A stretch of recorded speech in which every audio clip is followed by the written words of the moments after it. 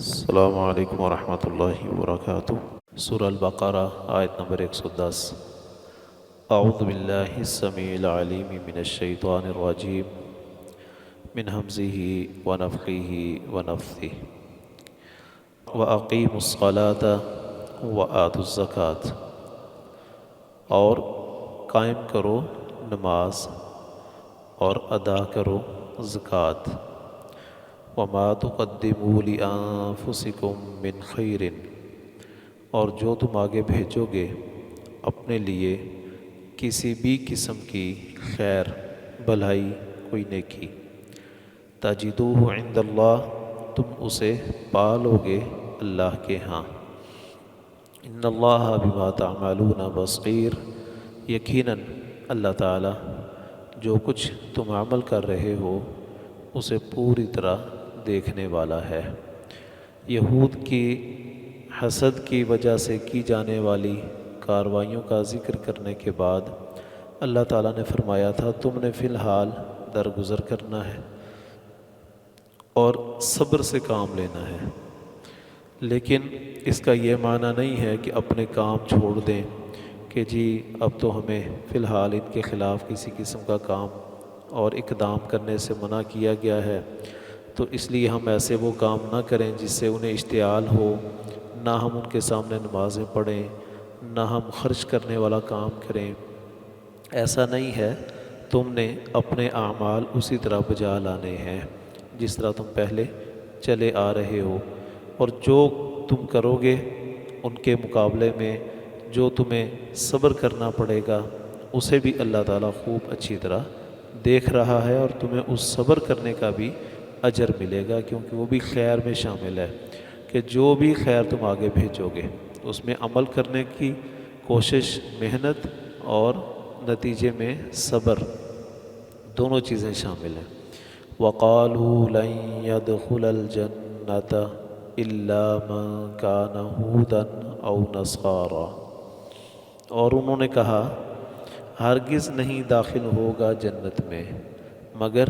وہی جو کہ یہودی ہوا یا عیسائی۔ دونوں فریقوں کا ہی یہ دعویٰ تھا۔ یہودی کہتے تھے سوائے یہودیوں کے اور کوئی جنت میں نہیں جائے گا، عیسائیوں کا کہنا یہ تھا سوائے نصرانیوں کے کوئی جنت میں نہیں جائے گا۔ تو اس کا مطلب یہ ہوا کہ باقی سارے کے سارے گروہ وہ جنت سے محروم رہیں گے۔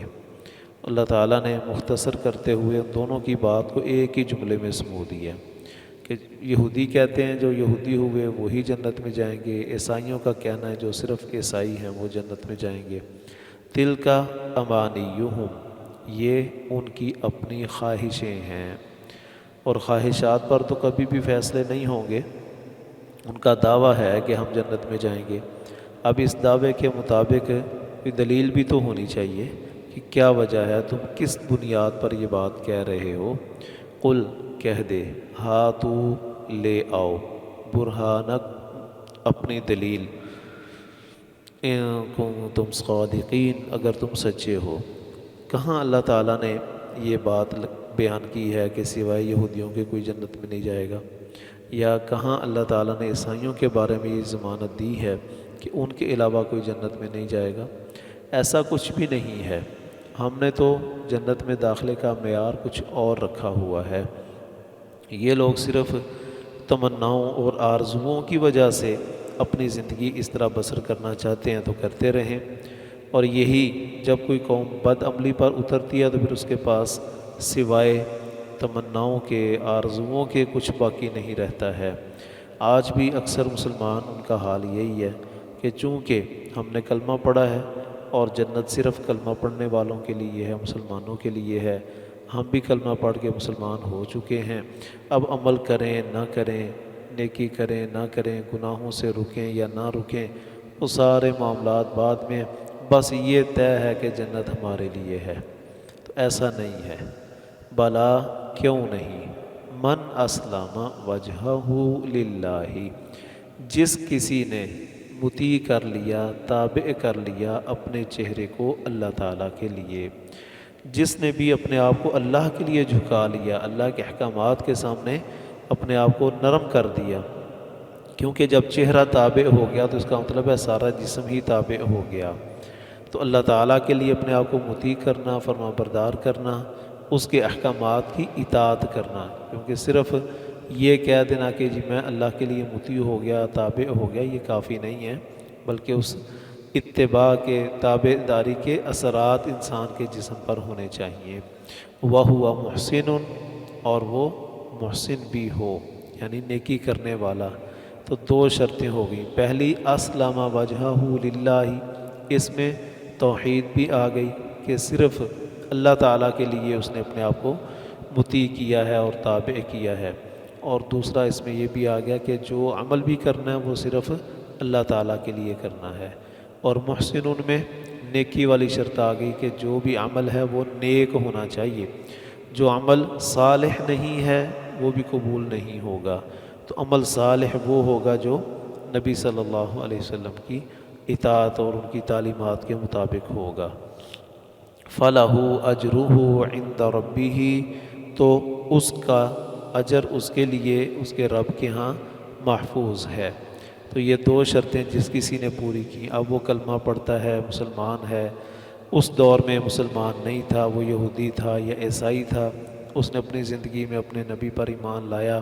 اور نیک عمل کرتا رہا، تو اب جب یہ نبوت نبی صلی اللہ علیہ وسلم کی طرف آ گئی ہے تو ظاہر ہے کہ اب ان پر ایمان لانے والے بھی